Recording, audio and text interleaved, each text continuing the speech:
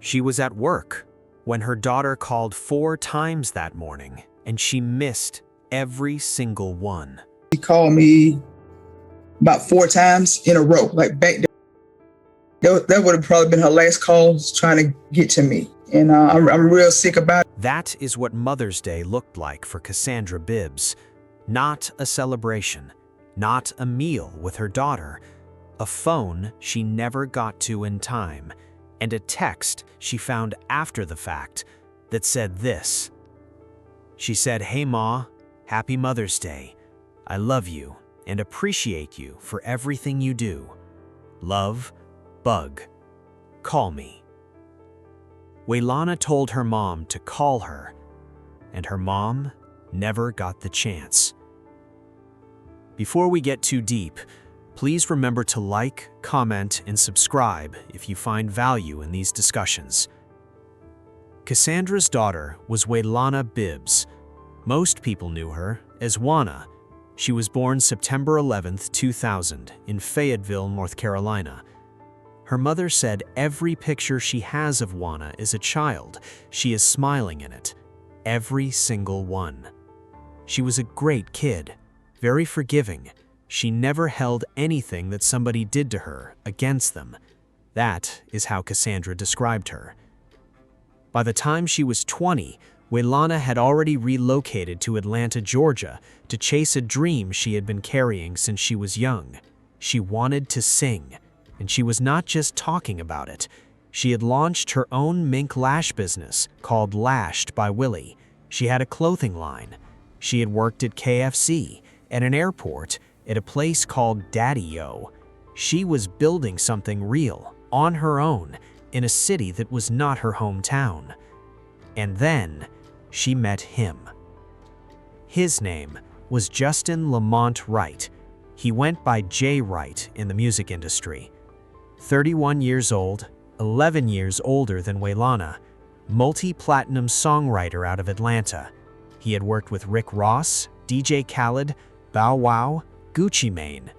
He had a name, he had industry credibility, and he had made promises to Wilanna the same way he had made promises to every woman before her. What Cassandra did not know, what nobody in Wilanna's family knew, was that 1 month before everything happened, this man sat down for a public interview and said this out loud. "I'm really a criminal trying not to be one. I've been arrested for 26 violent felonies. Oh my God. All violent. Who are you fighting? Everyone. I love to fight. It's my favorite thing to do. That is my problem." 26 violent felony arrests, on camera, with a smile on his face. And Wilanna's family had no idea. Now here is where it gets even more complicated. The person who introduced Wilanna to Justin was not a stranger. It was a woman named Anne. Anne had history with Justin that went back years. She had his child, a daughter named Jayla. And before any of this, Anne and Wilanna were close, doing everything together, traveling together, looking out for each other. That is the part that sat heaviest on Wilanna's family. She did not walk into danger through a door she found herself. She walked in through a door that someone she trusted had already opened. Anne's account of everything and what it meant for Wilanna's name caused real conflict with Wilanna's family after she was gone, because Wilanna was not here to speak for herself anymore, and her family was not going to let her name be pulled into someone else's narrative without pushing back. But that is a deeper conversation. What matters right now is this. By the time spring 2021 came around, Cassandra had concerns. She and Maurice, Wilanna's father, had both seen enough to know the relationship was not right. There had already been incidents. Maurice had even sent a text to Justin's mother before Mother's Day, expressing concern. He had heard about another incident where Justin had chased Wilanna. He called the relationship toxic. He said his main concern was that Wilanna had not responded to his messages and he did not know where she was. But Wilanna was grown. She was making her own choices, and like her sister said after everything happened, She would always tell me and our parents to let her go through it, but I would always say to her, why would I want someone I love to go through something they don't have to when I can see where the road will end? The road ended on May 9th, 2021. Justin, Wilanna, and his daughter Jayla had driven up from Atlanta to Davenport, Iowa, to visit his family, a birthday party for one of his relatives. They were staying at his mother's house at 1503 Calvin Street. Cassandra had already bought Wilanna a plane ticket to come home for Mother's Day weekend, but Justin's mother stepped in. She convinced Wilanna to stay in Iowa instead. So Wilanna stayed. That morning, she sent her mom the text, "Happy Mother's Day, I love you, call me." Cassandra was at work, missed the calls, and by the time she tried to call back, it was over. At 1:25 in the afternoon, Davenport police responded to a disturbance call at 1503 Calvin Street. Officers arrived and found Wilanna. She had been shot by Justin. She was pronounced dead at the scene. The argument that triggered all of it was reportedly over $70. $70. Justin had accused Wilanna of taking money from him. She said she didn't, and that was what it came down to.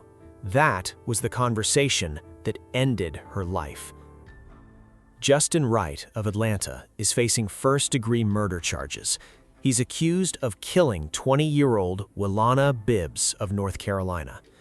He was taken into custody and booked into Scott County Jail. Bond was set at $500,000. He pleaded not guilty. And then he sat across from a detective for hours and told his story. He talked about her like she was a footnote. This was a 20-year-old woman who had texted her mother Happy Mother's Day that same morning, who had wanted to come home, and he talked about her like she was a footnote. Not 1 second of grief, not one moment where you could see him register that a person was gone. Just stories about himself, about how exhausted he was and how much he had been through. In all of those hours, he never once asked how she was doing. A family member posted something publicly after Wilanna died that said this: "You took our baby and your mama helped you. You took a part of me that I can never get back. My family will never be the same. You took her all the way to Iowa and harmed her on Mother's Day. I hate that she loved you. I hate that she ever met you." Maurice, Wilanna's dad, sent a second message to Justin's mother directly. He wrote, "So all this time you haven't reached out to me, but you had a lot to say weeks ago. This makes me think you helped your sick son. I hope he gets tortured every day in prison, in nothing but the absolute worst." That is what grief sounds like when it turns into something you have to do something with. Justin's trial began in Scott County District Court. It ran 10 days. On April 10, 2023, nearly 2 years after Mother's Day, a jury convicted Justin Lamont Wright of first-degree murder. It took them less than 90 minutes to deliberate.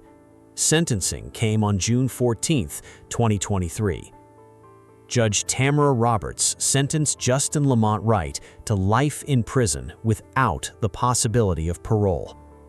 This came out how we wanted it to come out. 5 words. That was all she needed. Thomas Bibbs, Wilanna's father, stood up at that sentencing and said what he had been holding on to since the day it happened. He told the courtroom that Justin was exactly the clown he had warned his daughter about all along. Some of the family said they could not forgive Justin. Some said maybe God could. Some hoped he could find a way to become a better person somewhere down the line. None of them excused what he did. Morris Clark, who had hosted the interview where all 3 of them, Justin, Ann, and Wilanna, had sat together just 1 month before the killing, posted her own statement the day after Wilanna died. She said she was saddened to learn that one of her recent guests had lost her life. She noted the painful irony that the same man who introduced them, the same man who brought Wilanna to her show, was now in police custody for her murder. Justin later filed an appeal. His attorney argued ineffective assistance of counsel. The Iowa Court of Appeals dismissed it on January 9, 2025. He is not getting out. On what would have been Wilanna's 22nd birthday, September 11, 2022, Cassandra organized a celebration of her daughter's life at Briar Creek Shopping Center in North Carolina. She held space for her publicly because she made a decision early on that she was not going to let this story fade. We will never stop telling the story of Wilanna as long as I'm breathing, as long as her sister's breathing, as long as her father's breathing, as long as anybody in our family is breathing. We're going to let people know the story of Wilanna. Her name was Wilanna Bibbs.